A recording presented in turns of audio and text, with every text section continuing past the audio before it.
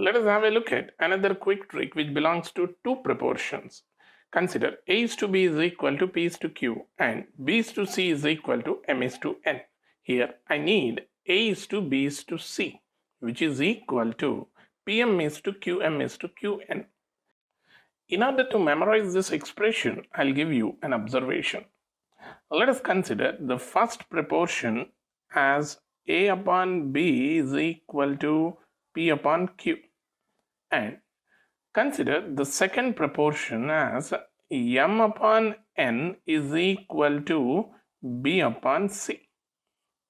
Here, in this resultant expression, PM is the term which belongs to A, QM belongs to B, QN belongs to C. Here, the term which belongs to A is obtained by taking the product of numerators. So, this is PM. Similarly, the term which belongs to C is obtained by taking the product of denominators. That is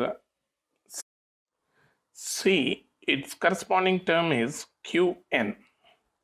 Next, the term which corresponds to B is simply obtained by taking the cross product. So that is B gives QM, right?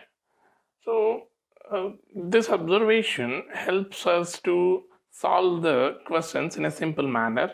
So on solving a couple of problems, you'll understand the significance of this.